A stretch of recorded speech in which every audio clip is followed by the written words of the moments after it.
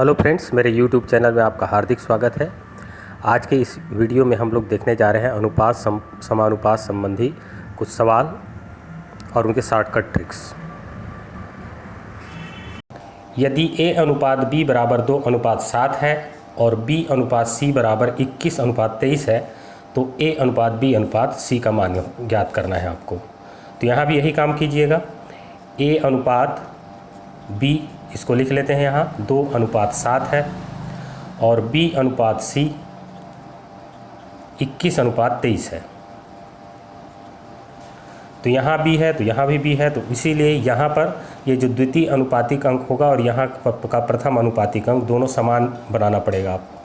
तो यदि समान बनाना है तो आप देख सकते हैं कि यदि हम इसमें 3 का गुणा कर देते हैं तो यहाँ भी 21 हो जाएगा, लेकिन अनुपात के दोनों अंकों में 3 का गुणा करना पड़ेगा ताकि अनुपात में कोई भी परिवर्तन ना हो।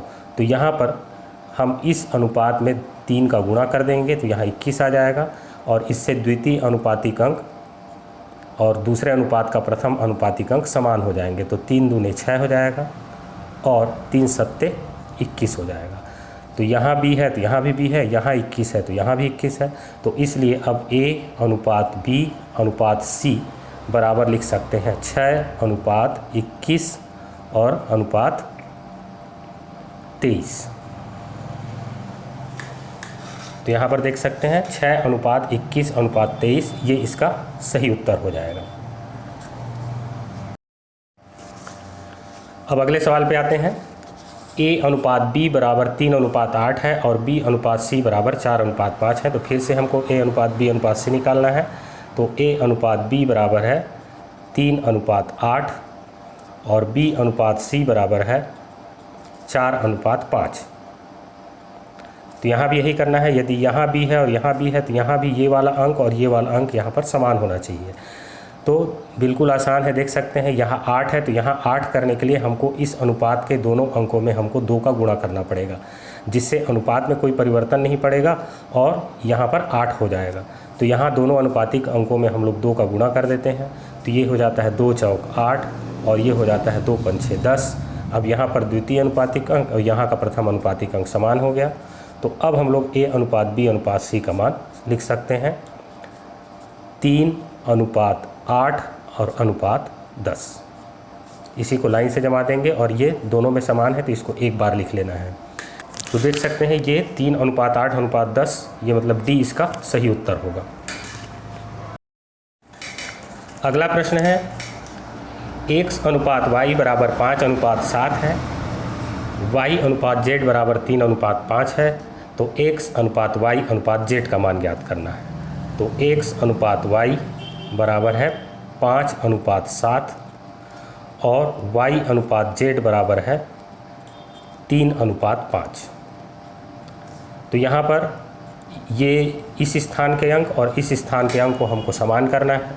तो इसके लिए आपको इस अनुपात में 3 का गुणा करना पड़ेगा, तो यहाँ 21 आ जाएगा और इस अनुपात के दोनों अंकों में हमको 7 का गुणा करना पड़ेगा। तो यहाँ 7 तिया 21 आ जाएगा, यहाँ भी 21 हो जाएगा, यहाँ भी 21 हो जाएगा। और जो अनुपात के मान में कोई परिवर्तन नहीं होगा, x और y का अनुपात भी वही बना रहेगा क्योंकि 3 का दोनों में गुणा कर रहे हैं, और y और z का अनुपात भी 3 अनुपात 5 ही बना रहेगा क्योंकि 7 का हम दोनों में गुणा कर रहे हैं। और द्वितीय अनुपातिक अंक समान हो जाएंगे। तो 3 पछे 15 अनुपात 3 सत्ते 21 हो गया और यहाँ पर हो जाएगा 7 तिया 21 और अनुपात 7 पंछे 35। तो ये देख सकते हैं ये दोनों अंक समान, दोनों संख्याएं समान हो गई हैं।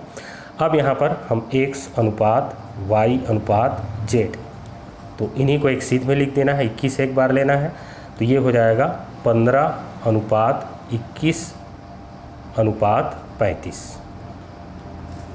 तो यहाँ पर c इस प्रश्न का सही उत्तर होगा। अगला सवाल है यदि m अनुपात n बराबर 5 अनुपात 8 है, n अनुपात p बराबर 3 अनुपात 7 है तो m अनुपात n अनुपात p का मान होगा। तो m अनुपात n बराबर है 5 अनुपात 8 और n अनुपात p बराबर है 3 अनुपात 7।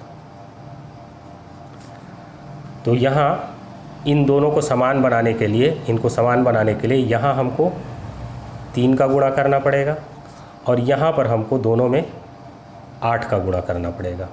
तो ये हो जाएगा 3 पंच 6 15 और 3 अट्ठे 24 और ये हो जाएगा 8 तिया 24 और 8 सत्ते 56।